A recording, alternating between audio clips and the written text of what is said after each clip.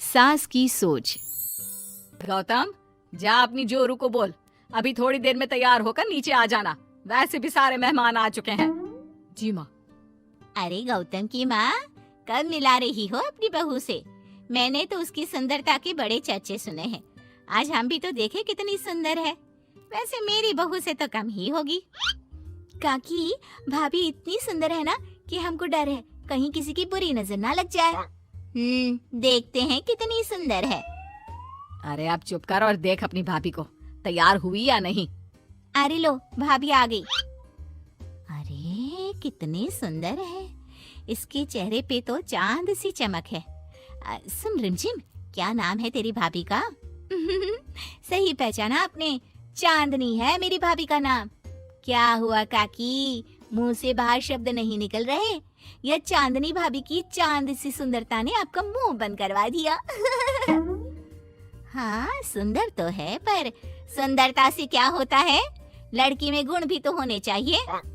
मेरी बहू में सुंदरता के साथ साथ संस्कार भी है। अरे वाह गौतम, सच्ची में तुम्हारी बीवी बहुत सुंदर है।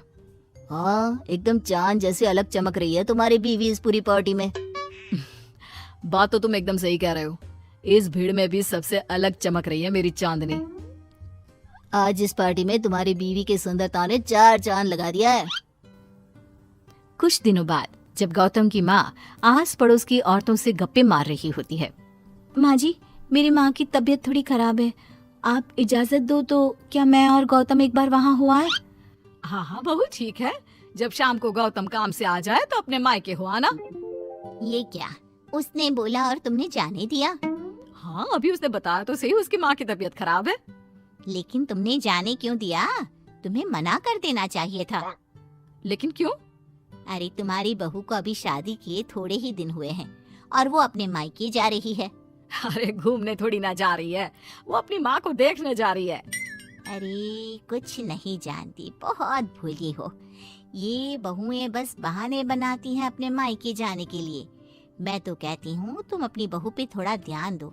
एक तो तुम्हारी बहू रूप की सुंदर है, कहीं तुम्हारे बेटे को बहला फुसला ना दे। अरे लेकिन वो ऐसा क्यों करेगी? और वैसे भी वो ऐसी नहीं है, वो मेरा बहुत ध्यान रखती है।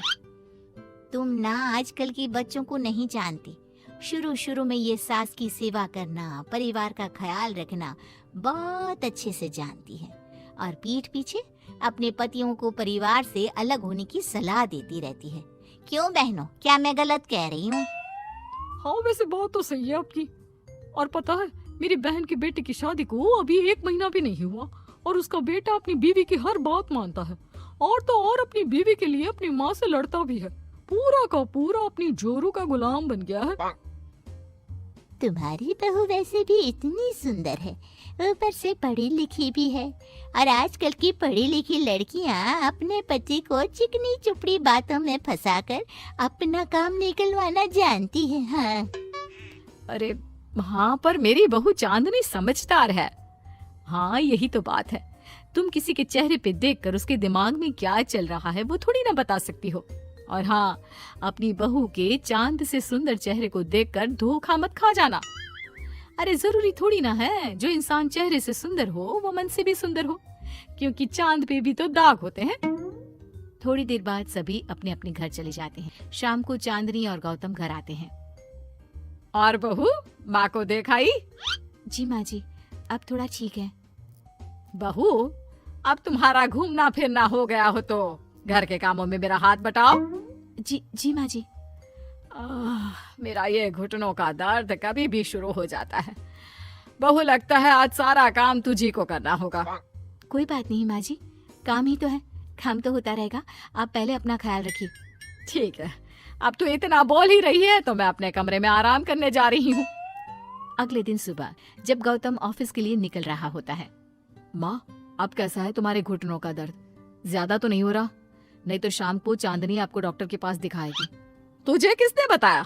बहू ने इतनी जल्दी तेरे पास मेरी चुगली भी कर दी? माँ, चुगली नहीं, उसे आपकी चिंता है इसलिए उसने मुझे बताया।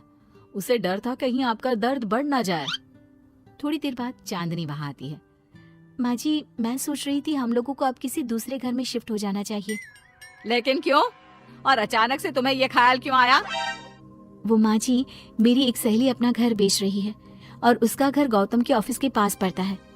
और देखिए ना, गौतम को यहाँ से ऑफिस कितना दूर पड़ता है और आपके लिए भी बाजार दूर पड़ता है। अगर हम वो घर खरीद लेते हैं तो हमारा कितना फायदा है। गौतम को ऑफिस के लिए दूर नहीं जाना पड़ेगा और आपको जब शॉपिंग जाने का मन करे आप जा सकती हो। ऊपर से वो मेरी दोस्त है तो वो हमें घर थोड़े कम दाम में भी बेचेगी।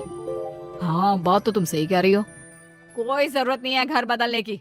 और तू तू क्या अपनी बीवी के हाँ में हाँ मिला रहा है? लेकिन माँ, मैंने एक बार बोल दिया ना, तो बस अब इसके बारे में कोई बात नहीं होगी। और ये कहते हुए वो अपने कमरे में चली जाती है। चांदनी भी उनके पीछे पीछे चली जाती है। क्या हुआ माँ जी? मैं कुछ दिनों से देख रही हूँ आप कुछ अजीब सा बर्ताव कर रही हैं। क्या अजीब सा? ऐसा ही तो करती हूँ। अगर तू मुझसे घर के बारे में बात करने आई है तो पहले ही कह देती हूँ, बिल्कुल नहीं। नहीं माँ जी, घर के बारे में बात करने नहीं आई। माँ जी, मुझसे कोई गलती हो गई है क्या? अगर कोई गलती की है तो डांट दीजिए, बात कीजिए, पर माँ जी ऐसा व्यवहार मत कीजिए। मैं बिल्कुल बुरा नहीं मानूंगी। और अगर आप अभी बताना नहीं चाहती तो आपका जब मन करे बता देना। मैं बस इतना ही कहने आई थी। कहीं मैं आस पड़ोस की औरतों की बातों में आके अपनी बहू के साथ गलत तो नहीं कर रही? और वैसे भी वो सही तो बोल रही थी। उसने मेरे और गौतम के बारे में ही तो सोचा। वो हमारे बारे में इतना सोच रही है और मैं दूसरों की बातों में आकर उस पर शक कर रही हूँ। कुछ दिनों बाद काकी गौतम के घर गौतम की माँ से मिलने आती है। और गौतम की माँ कैसी हो? मैंने सुना तुम घर बदल रही हो। हाँ, वो वहाँ से गौतम का ऑफिस पास पड़ता है ना, वहाँ की तरफ ज्यादा सुविधाएं भी है। लेकिन इतनी जल्दी तुमने घर कैसे ढूंढा? किसने बताया? मुझे भी बताओ, मुझे भी अपना घर बदलना था। ये चांदनी का आइडिया था, उसी ने घर ढूंढा। देखा, मैंने कहा था ना, इसने अभी से अलग घर ढूंढना भी शुरू कर दिया। देखो, इसमें मेरी भी रजामंदी है। और तुम क्या मेरी बहू की जासूसी करने यहाँ आती हो या मेरा हाल चाल पूछने? मैं तो बस। और एक बात मेरी ध्यान से सुन लो, मेरी बहू भी सुंदर है, उसका मन भी उसी की तरह सुंदर है। और एक बात, चांद में दाग जरूर होते हैं, पर जिस तरह आसमान के सभी तारे मिलकर चांद जैसी चमक नहीं दे सकते, उसी तरह मेरी बहू चांदनी की सुंदरता और खूबियों की बराबरी तुम्हारी या और किसी की बहू नहीं कर सकती। कहने की जरूरत नहीं। काकी कोई भी जवाब दिए बिना चुपचाप वहां से उठकर चली जाती है।